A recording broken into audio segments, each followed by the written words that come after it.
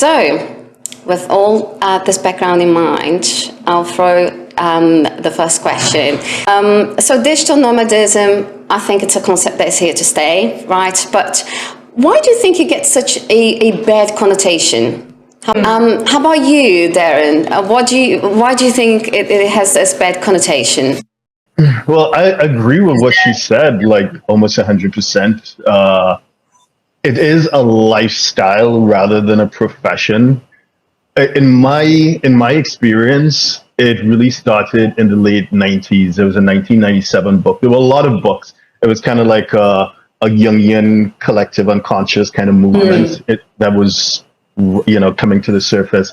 We had a book called Digital Nomad in 97 by Sugio Makimoto and David Manners. But I think more iconic right now was, I think that was 97 or 98 as well, The Sovereign Individual, Mastering the Transition to the Information Age by James Dale Davidson and Lord William Rees-Mogg.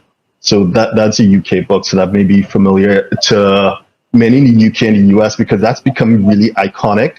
It's like one of the favorite books of Peter Thiel, who of course is part of the PayPal mafia, Facebook early investor, Ethereum, so he has really done a lot to pump it up, and especially within the whole crypto movement.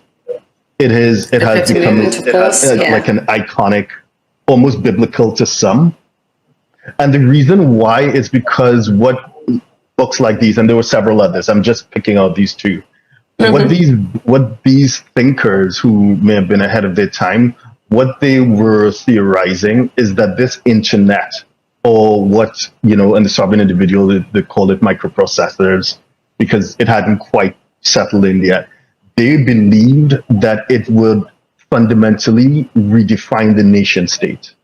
And key to that transition would be people or individuals, professionals, entrepreneurs, investors, who found a way to use it to de-link location from economic activity.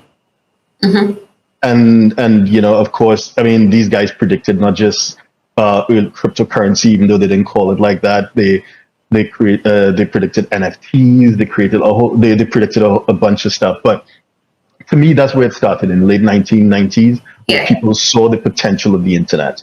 Now, fast forward to what happened in the early 2000s. I think it did happen, but it happened slowly. And it was popularized by people who were, let's say, at the lower side of the income ladder, right? So it became, at least in my experience, it became synonymous with, people who trying to live on a shoestring budget, pot noodles, and staying in hostels, you're backpacking. And, it, to a large extent, it may have had negative connotations, both in terms of income and in terms of a lifestyle that was very, kind of like showing off a lot. And Instagram, of course, as the other social media platforms made that possible. But, I agree, particularly Instagram. So in short, I think the negative connotation came because a certain segment of the community may have hijacked the term, and it became associated with that segment. But in fact, it is a lifestyle, and a lifestyle that is enjoyed by people of various rungs of the ladder, whether they be billionaires or people who are just on minimum wage. So, yeah.